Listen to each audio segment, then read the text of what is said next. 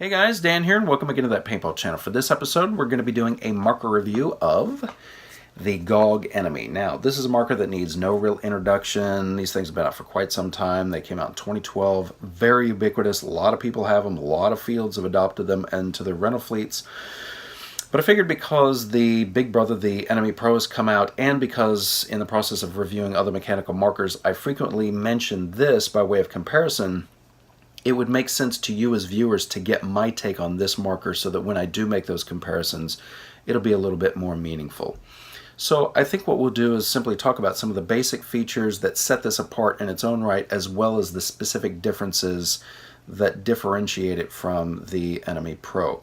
So in general, the eNMEy is simply a mechanical update version of the old Smart Parts Ion. So a lot of use of composites, and it doesn't have a lot of frills or fancy bells and whistles, and that helps keep the cost down.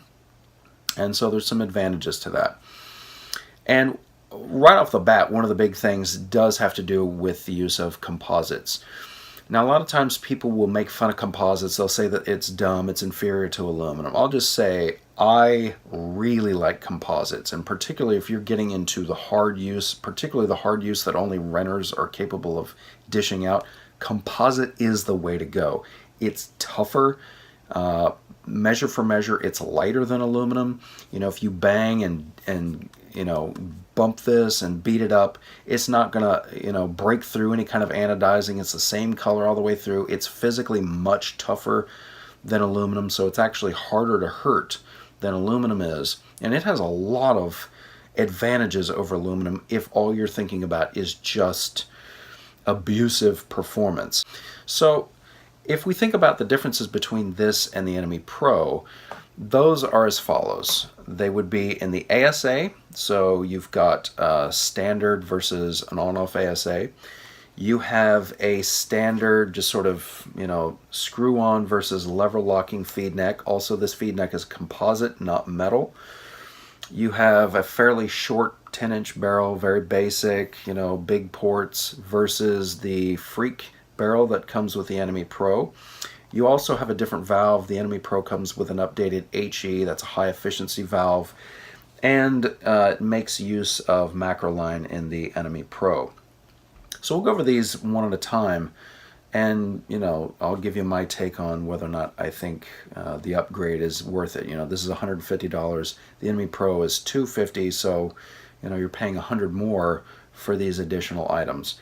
So we'll start with the ASA. And I'll just say up front, this may be controversial. I tend to think that on-off ASAs, while they are nice, and definitely if you can get one for the same money, great, but in general, they're a little bit overrated. And the reason for that is because in today's, you know, world of paintball, typically for the most part, you simply screw your bottle on at the beginning of the day and you gas it on marker, and then you remove it at the end of the day, and that's it. You know, unless you're having some kind of serious marker issues, and that's usually not a problem with these, you're keeping the bottle on all day long. So there's really no need for an on-off. And again, they're nice, but by no means necessary. And this ASA is, you know, pretty good. It screws on relatively easy, doesn't require a ton of force, you know, it's not difficult to screw on, not a problem at all.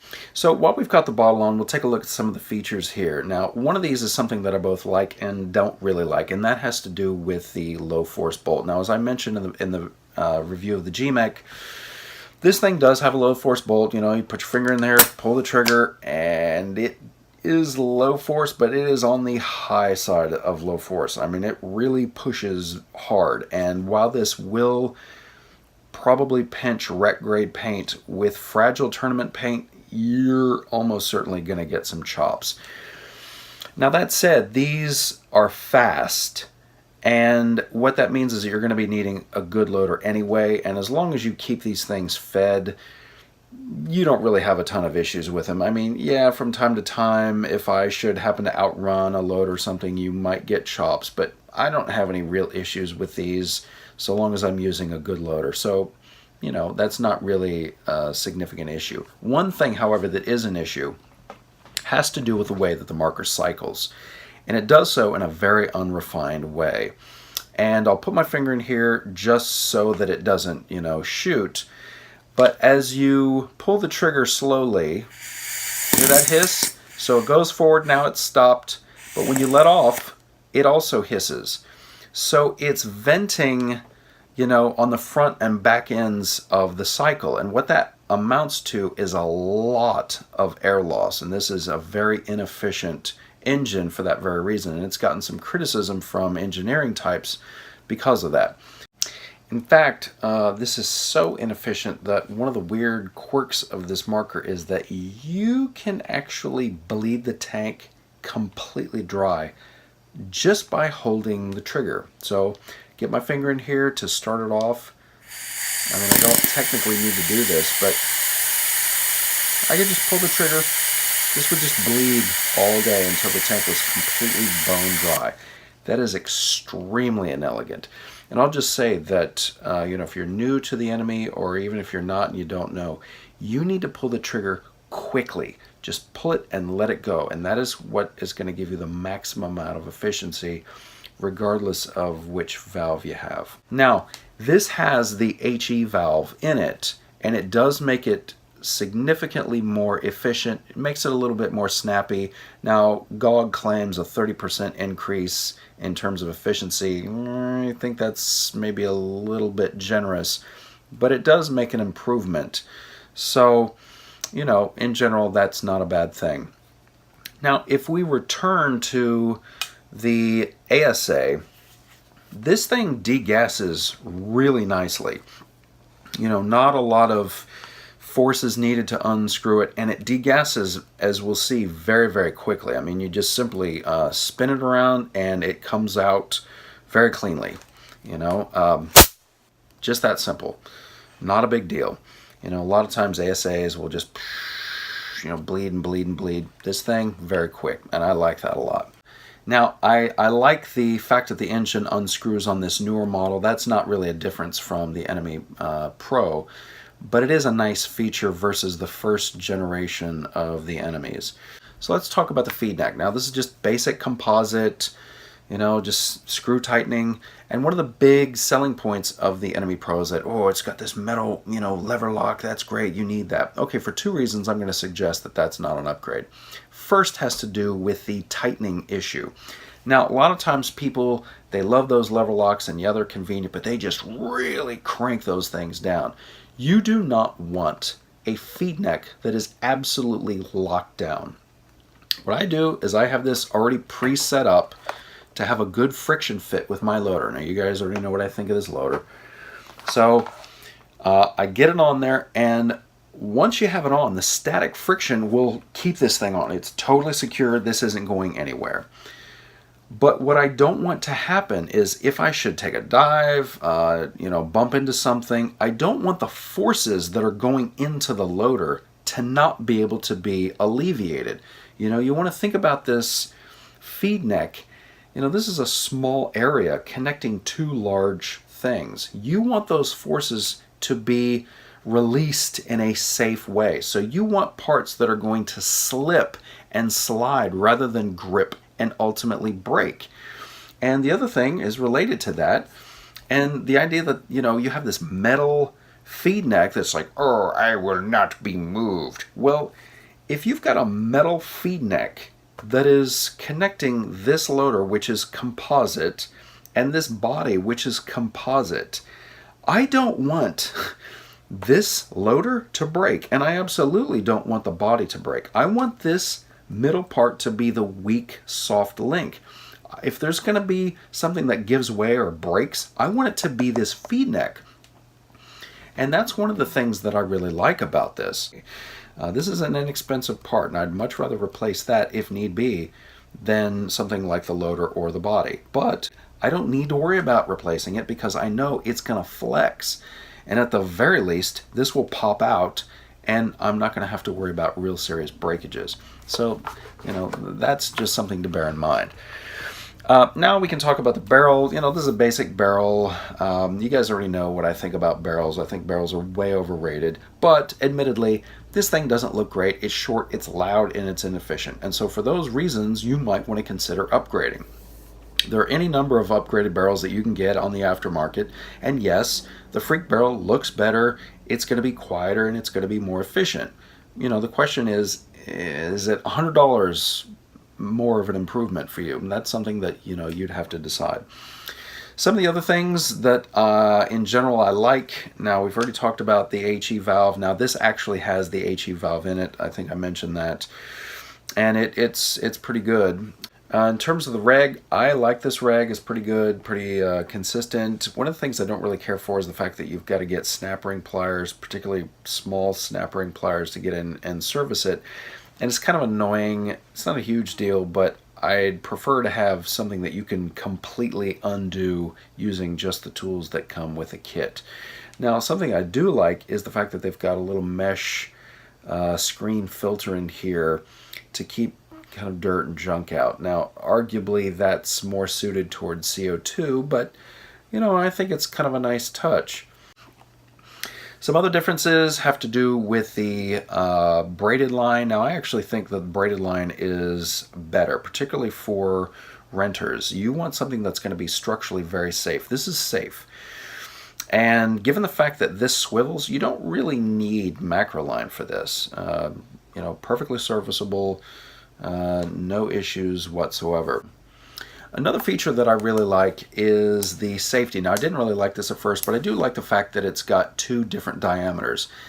Sometimes, if you're not really thinking about it, you can kind of forget, is it safe, is it not safe? So for me, having one diameter bigger than the other gives you a little bit better sense of where you're at.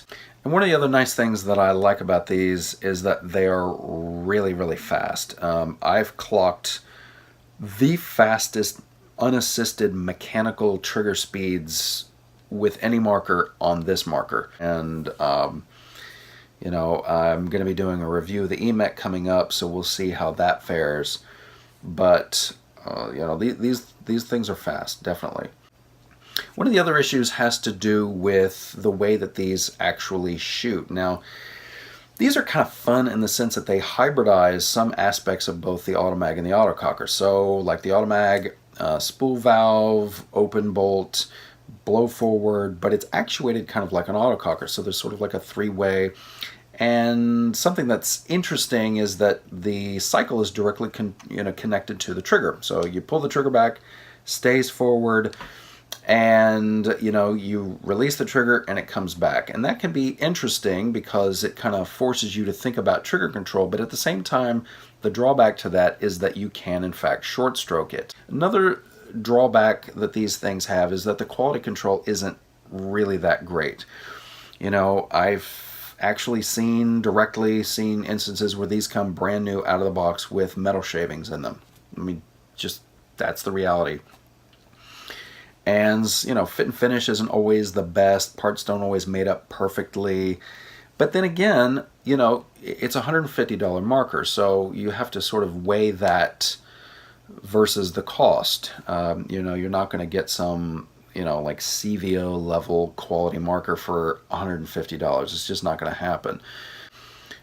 Now, one thing that I don't really like so much is an aspect of this that I've saved to the end. Now, you remember when I degassed the marker some time back. Now, there's going to be some edits, and you'll see some cuts and things like that.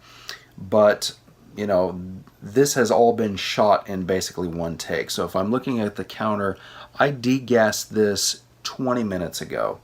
So after 20 minutes, here's what happens. Take the safety off.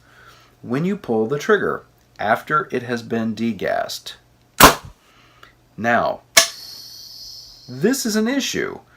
The fact that this will hold a shot, and admittedly there are some older reg manufacturers that will do this, but this isn't something that's simply an inconvenience or something that you might not like. This is actually a potential safety issue. Somebody, maybe at the end of the day, maybe they take their loader off, they take their bag off. If you've got air still in the reg, and this does hold a shot, you pull the trigger. If there's a ball in the breech, it will fire it. Now, I've seen instances where people have actually shot a ball. Now nobody got hurt, thank goodness, but this is an accident waiting to happen. So GOG, my suggestion is that you sort this out, because this is simply not safe. Okay, bottom line, what do I think? Okay, these are by no means perfect, and we're not going to make unfair comparisons. This is not a competitor to the GMEy. That's in its own category, but this is definitely a competitor to the eNMEy, and we'll see in that upcoming review, whether or not it would be better to get this versus the eNMEy. But I'll just tell you straight up, for 150 bucks, if you're talking this versus something like a Tippmann or some other kind of blowback, or most other sort of in this price bracket markers, this, I would have this anytime over a Tippmann or any other kind of marker like that. This is a solid performer. And while, as I said, it's not perfect, it has a lot of advantages. Light, fast, smooth shooting, good sound signature, and particularly with a barrel that will maximize its efficiency, which isn't great, but get that sound down and get your efficiency a little bit better up. These are solid performers. So in this price range, you can do a whole lot worse. Well, I hope that was helpful, and very much looking forward to our next episode. Hope you are as well. Come on back, bring a friend.